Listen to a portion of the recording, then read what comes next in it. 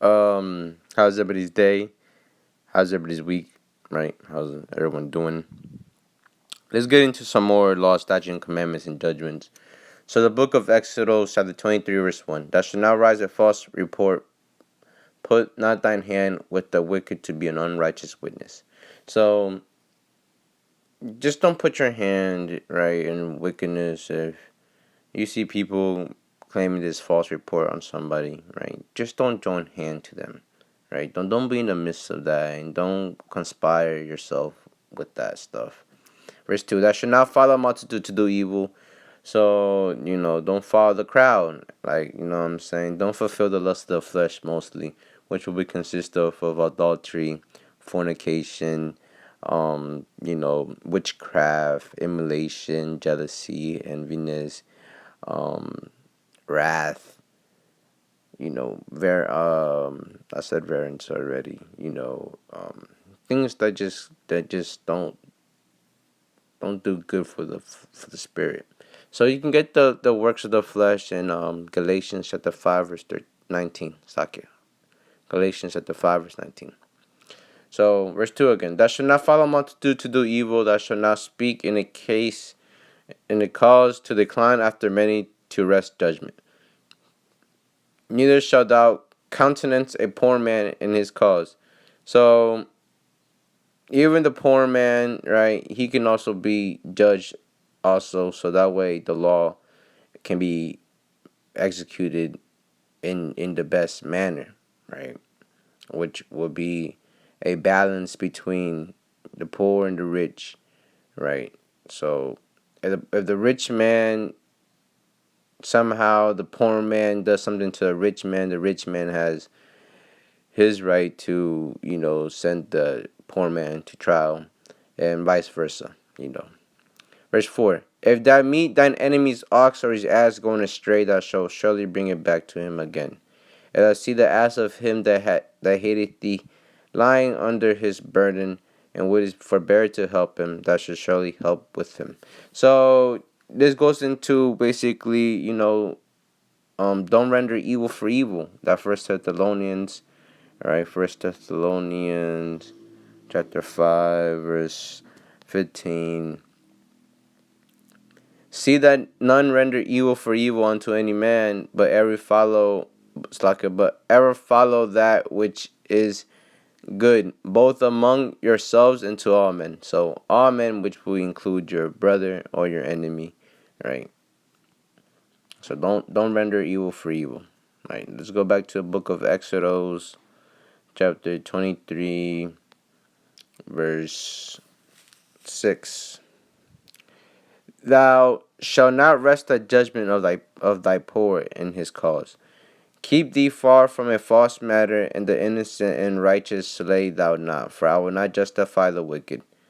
So for a false matter, right, don't do it. And thou shalt take no gift, for the gift blindeth the wise and perverteth the words of the righteous. So don't take gifts. Also, thou shalt not oppress a stranger, for he know the heart of a stranger, seeing he were strangers in the land of Egypt. So do not oppress a stranger. Going back into I was saying how you conduct yourself with a stranger, right? You don't oppress him. Don't. Yeah, because we was once strangers in the land of Egypt. Verse 10.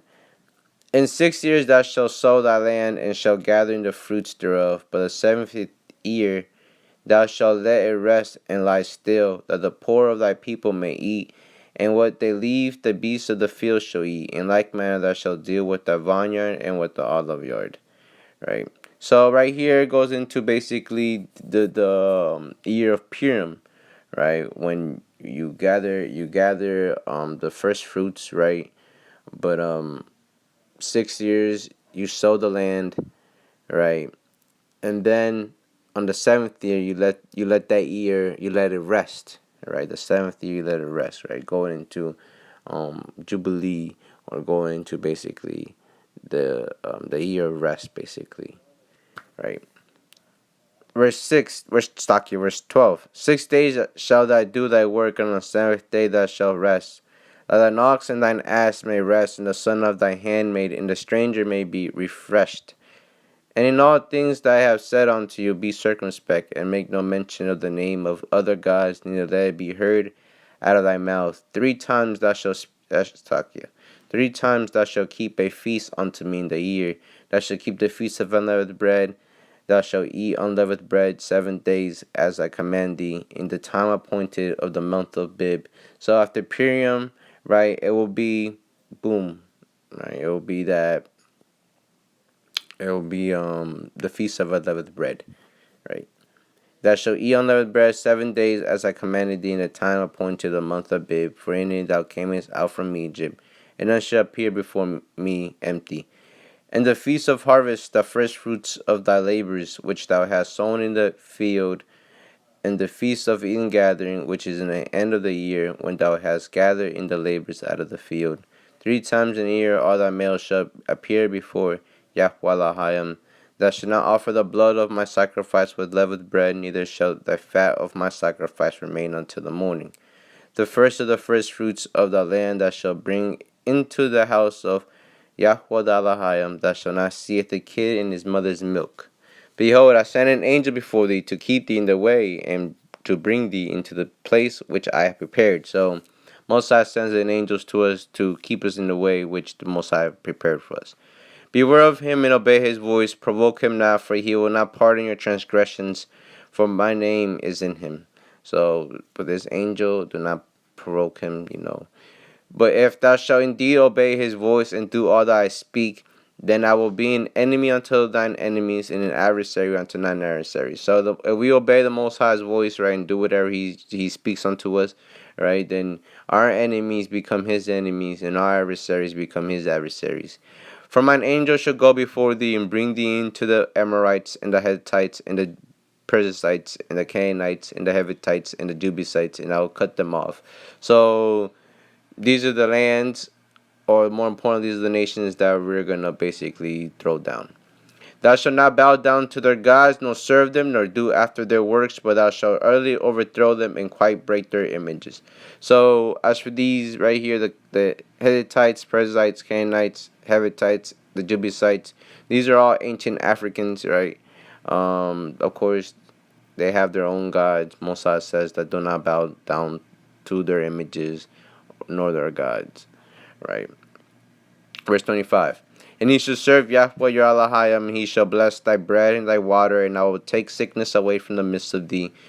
There shall nothing cast their young, nor be barren in thy land. The number of the days I will fulfill. I will send my fear before thee, and I will destroy all the people to whom thou shalt come, and I will make all thine enemies turn their backs unto thee.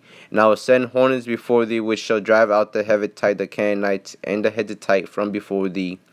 And I will not drive them out from before thee in 1 year, lest the land become desolate, and the beasts of the field multiply against thee. By little and little I will drive them out from before thee. So, right, Mosai says that he's not gonna destroy these lands so soon, right? More so, he's gonna do it little by little, so that way the beasts of the field don't multiply and start, just start being vicious towards us.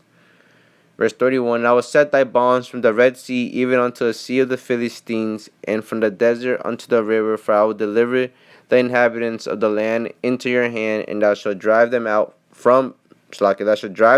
before thee. Thou shalt make no covenant with them, nor with their gods.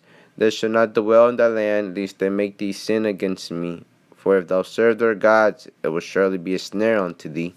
So don't serve these people's gods, right? Don't go out there. But more importantly, serve a servant, right? Don't be a servant unto nobody. Don't be a servant just unto Yahweh Elohim, right?